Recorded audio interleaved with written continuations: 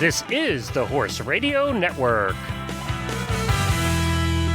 This is episode 643 of Horse Tip Daily. A different horse tip, a different equine topic, a different equestrian expert every day. Horse Tip Daily brings the world of equine knowledge to you, one day at a time. Today's tip is brought to you by Fleeceworks, manufacturers of the brand new TheraWool saddle pads. Beautiful enough for show, tough enough for everyday use, and all the quality you expect from Fleeceworks.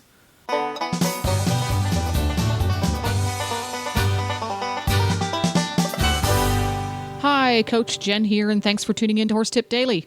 Today's tip is from Betty Fay. Betty has ridden, taught, and trained in all three disciplines, but lost her heart to dressage. Her teaching style blends biomechanics, communication, and common sense. A true cowgirl in a dressage saddle. Today's tip is about flipping. Your dressage whip, that is. Enjoy this lively chat about the mental chores like this that are such a good investment, and listen carefully for the bonus sub-tip. But first, a word about today's sponsor, Fleeceworks. I had the opportunity to chat with Team Fleeceworks rider Tamara Smith the other day, and here's what this talented young member of the 1991 Junior Olympic team had to say about Fleeceworks saddle pads. I actually just had a recent situation where I had a client of mine who was having trouble riding his horse just on the bit in the dressage. And he's a fairly new rider to eventing. And so he was having some balance issues. And Judy happened to be there, actually, because we were doing some stuff with the Fleeceworks Cinco horse. And she said, we should add these wool inserts to his pad and see if this helps with the balance of his saddle. And it completely changed the horse. And there you have it. Check out Fleeceworks.com online, www.fleeceworks.com, and see their new line of TheraWool saddle pads. And now, enjoy today's tip. And greetings to Betty Fay today on Horse Tip Daily. We haven't chatted for some time. What sort of tips do you have for us today from the Great West? Hi, Jennifer. Well, a lot of riders carry a whip when they ride. In dressage, for example, is very common, and those whips are very long. So I want to talk about that little knack that you need to practice and develop, how to flip the whip from the left side to the right side and vice versa when you're on the back of a horse. Oh, yeah, that famous, my horse is always swinging his quarters to the left. Could that be because you never take the whip out of your right hand? Exactly. Okay. Or if you're riding in an indoor arena, you're hitting the wall with that whip. You got to move it to the other hand sometimes. Well, and exactly how do you do that? Because I'm sure there's lots of folks that that's a bit of a struggle.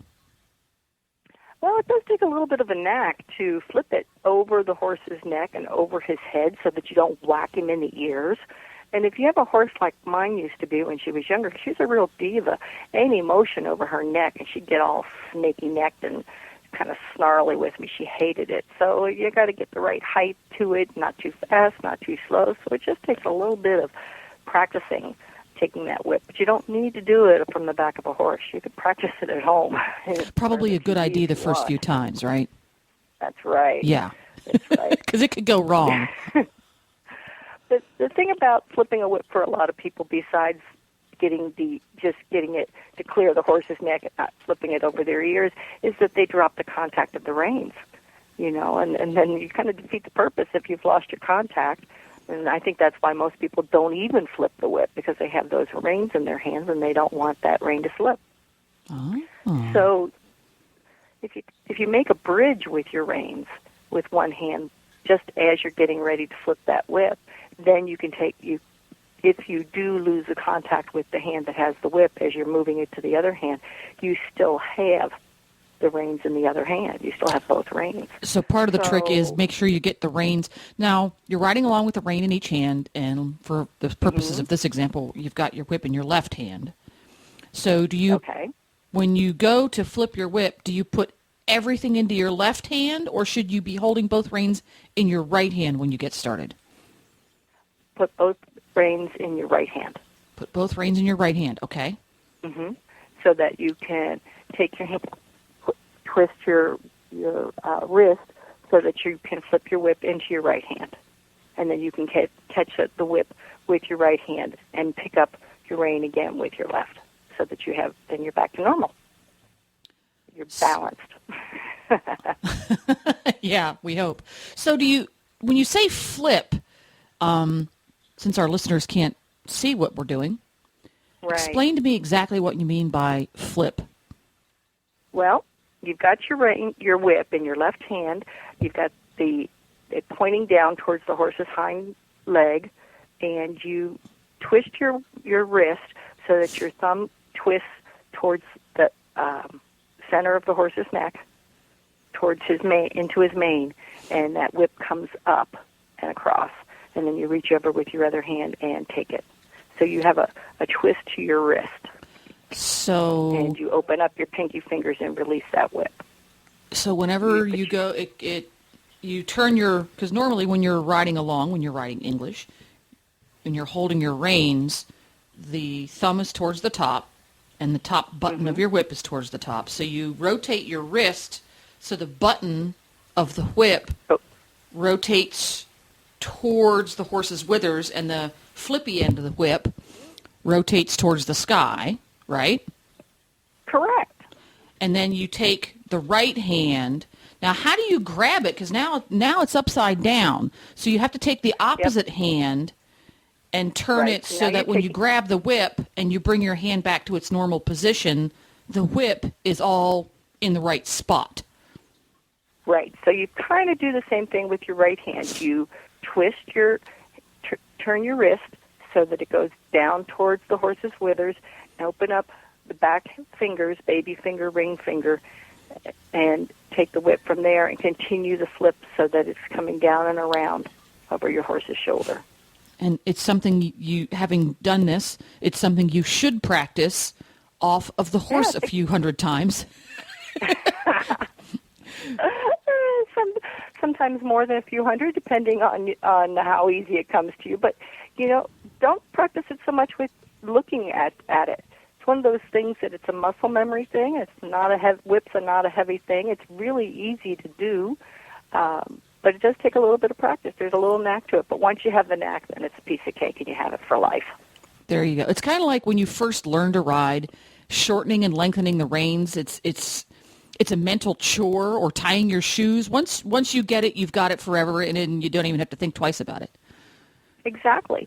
And, another good thing to practice with, if you have a fly wisp, is using a fly wisp, because horses don't seem to mind that at all if it accidentally brushes against them, because after all, it's just their tail. It feels just like their tail. Right. A fly wisp is a stick with a hank of hair on it. Yeah, and we'll have a sub-tip in here. If you have a horse that is a little oversensitive to having a whip near his body, a handy way to help him get used to that sort of thing is to carry a fly whisk like that and let him get used to the motion. Because a lot of horses, it's not the whip itself, it's the motion of the horse, of the human, and that thing moving around above his ears. That it's a great way to help desensitize horses while you're riding to those kinds of movements and those kinds of sights above his head, is to carry that fly whisk, and it's got the dual purpose of keeping the deer flies off of his ears. So we have a great whip tip. On cobwebs. Yeah, and works on cobwebs, absolutely, when you're riding down the trail and it's going to hit you in the face. Mm-hmm. Yep. That's the advantage to being on the short horse. I can duck. I always get the tall riders to go ahead of me. Oh, you cheat. Take out the cobwebs. Well, thank you very much for the really handy and useful tip for trail riders, horse riders of slightly spooky horses, and dressage riders. Will all get something out of this one. Thank you so much for stopping by today, and we're going to see you next time. Oh, thank you, Jennifer. And there you go. To listen to all of Betty's tips, just go to horsetipdaily.com and go to the Experts drop-down menu on the left. Don't forget to support our sponsors here on Horse Tip Daily, because they make these podcasts possible. Today's sponsor has been Fleeceworks. Ask for Fleeceworks' new TheraWool pads at your local tack supplier, or you can visit them online at fleeceworks.com. Your horse and your wallet will both thank you. Please stop by the Horse Tip Daily Facebook page and let us know what you think of the tips you hear on the show.